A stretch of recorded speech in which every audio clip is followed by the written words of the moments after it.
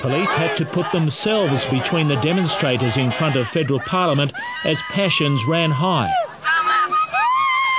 Not least with Dolma Sangmo, who had travelled to Canberra with members of Sydney's Tibetan community.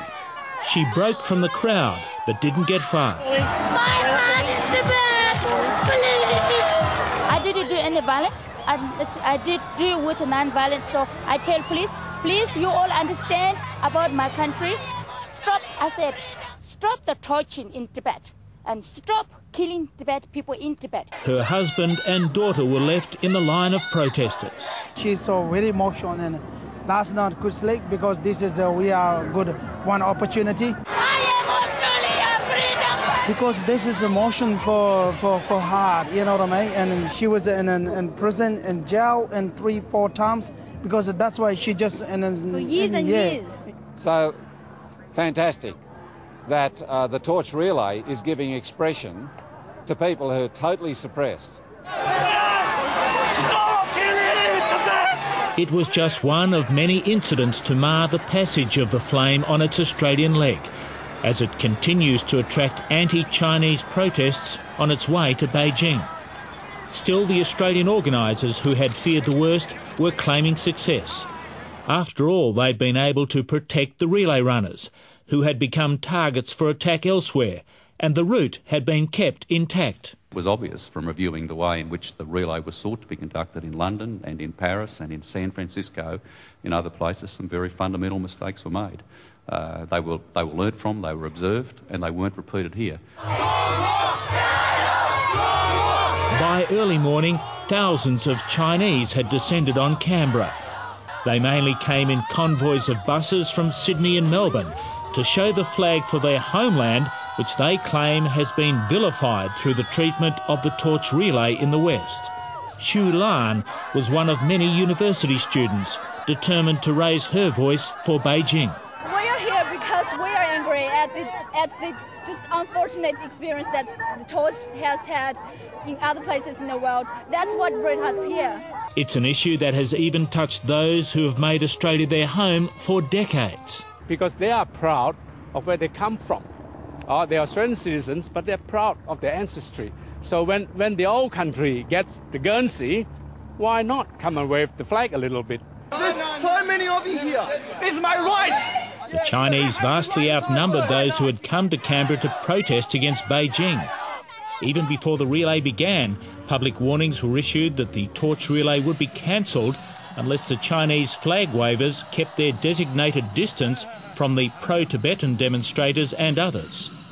On the relay route, China's controversial flame attendants kept their distance for the most part, occasionally shepherded away by Australian police. It's quite obvious today that there is one police force in the world that understands how to run a major event, and it's the ACT police force. Tibetan protesters claim they were subjected to physical and verbal abuse by some Chinese protesters. This morning, Chinese beat our people some way, and then they beat on the nose, and then the punch, and then take our flag and put under their feet, and then they punch the Tibetan people. But Tibetan protest organisers believe they made their point.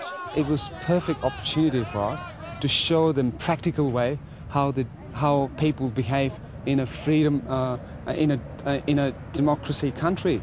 Greens Senator Bob Brown was the only federal politician to side with the pro-Tibetan demonstrators outside Parliament, delivering a message to the opposing Chinese protesters. And I have to remind them, if they were Tibetans going to Beijing to similarly protest peacefully, they'd all end up in jail. If you've got a problem with human rights, go to the United Nations and talk about it. The demonstration of support for the torch relay in Canberra is just a small indication of the nationalistic fervour now sweeping China. Well, my friends, my family, and all my teachers in China, they all get angry and they all help that way. We're international students overseas, so they hope that we can do something for the peaceful relay, for the torch. The Chinese bosses had better watch out. They overran the Democrats, students, with their tanks in Tiananmen Square 18 or so years ago. But next time, when the flame of democracy gets going in China, they're not going to be able to contain it. After her arrest, Dolma Sangmo was released without charge. In Australia, everything is freedom. Everything is enough. Everything is fantastic. But my heart's in Tibet. My heart's left in Tibet. Dolma, being an ex-political prisoner, she wants to send a clear message that that Tibetans who were arrested last month, and the numbers are in 4,000, and because she was ex-political prisoner, I thought, you know, she was quite emotional.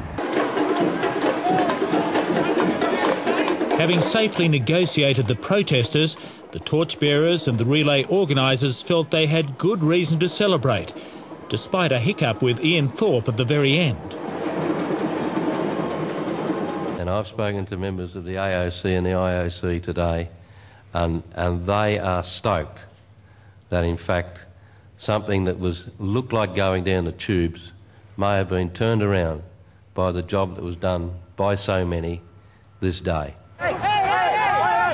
But more trouble awaits the torch in Japan before it finally finds sanctuary in China.